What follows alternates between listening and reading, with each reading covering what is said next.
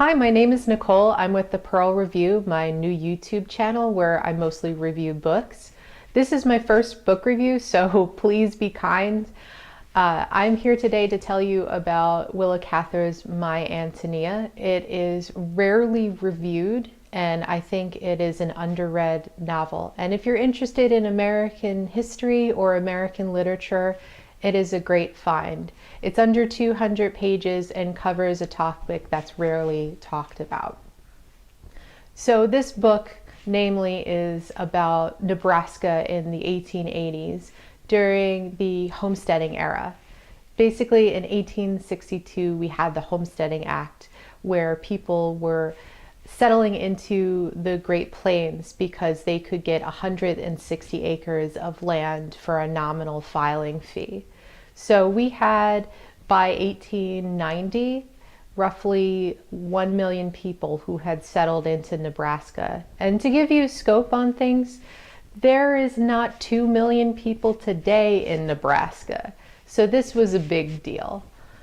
This book is about three things. It's the coming of age story between two kids, Antonia Shimerda and Jim Burden, the main character.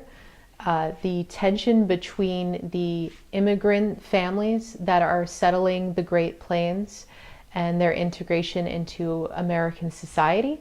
And it's also about the nature of the place we're talking about, the untamed beauty and danger of the plains.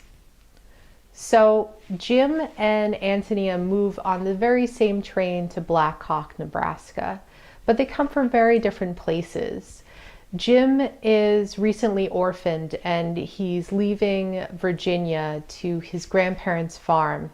Now they're well set off. They have farm hands, they have livestock, they have land, food, money, and they're in a well-respected circle within their society. On the other hand, the Shimerdas are emigrating directly from Bohemia, which is present-day Czech Republic, to the plains.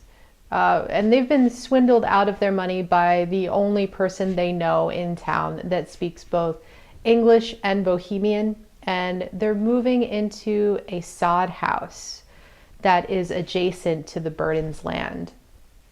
I don't know if you know what a sod house is, but it's rough. So basically, in the prairie, there was not a lot, there still isn't, a lot of resources. There's few trees, there's not enough stone to quarry to use as resources. So their only resource to use for like structure is grass. The grass in the prairie was so thick and sturdy that people actually made walls out of sod and roofs. And these houses ranged from livable and cozy to awful. And unfortunately, the Shimerdas, they move into like a cave-like dwelling. It's a sod house that's like hollowed out of the ground. So these two kids have very different situations and they come from very different places. But that really means little to them and they form a lifelong bond. And part of the reason why they do is Jim is actually enamored and intrigued by these kids that are coming from different places. I was shocked actually in researching about this novel that nearly half of the people who were part of the homesteading era who settled into the plains were actually immigrants. You had people from Germany, Norway, Sweden, Bohemia. So these people were coming directly from other countries to a barely inhabited place in the United States. And in terms of, being an American and, graduating college, my understanding of the typical immigrant story is most people either, first landed, either on the East or West Coast and generally stayed there. So this was shocking. And I I've found a deep respect for the people who thought that they could do this successfully. So basically, Jim is this great window into this community. And we see, the stark contrast in privilege between the two groups, the people that are, part of American society and the people who are outside coming in. And, inequality and discrimination are timeless themes in literature, but I found Cather's take on the subject refreshing because the setting was so shocking, and also, the sense of wonder and affection that Jim has for these characters is palpable. Another thing that I thought that Cather did really well was include these beautiful descriptions of the natural settings.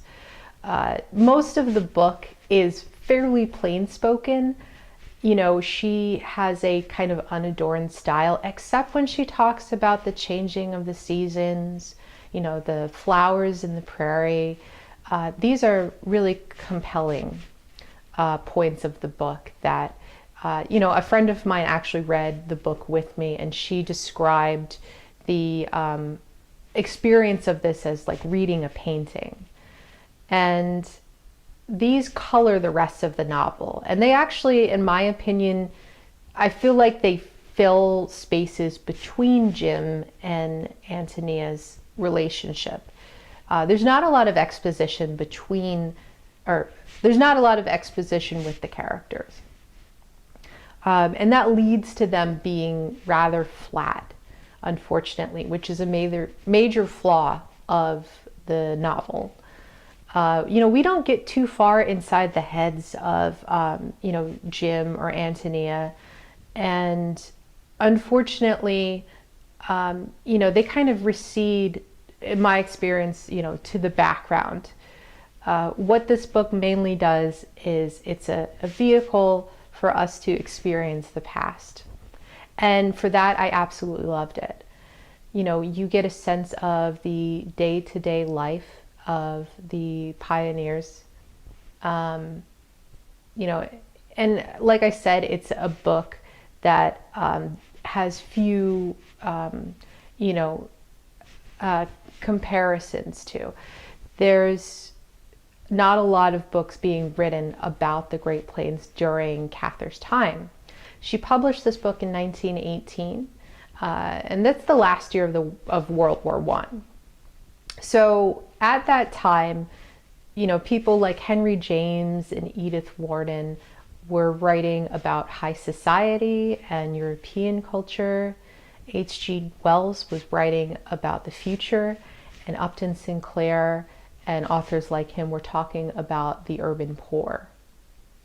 So that being said, this book is a total gem. It strikes a fine balance between the aching beauty and the dark, dangerous aspects of the prairie.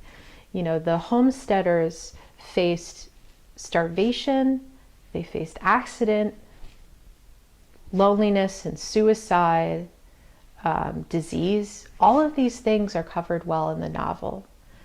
So all in all, I really enjoyed this book, and I recommend it again. Anyone who is interested in American history or American literature, and I will link below an Atlantic article, not an Atlantic article, a Paris Review article that more describes Cather's place within the world of literature of her time.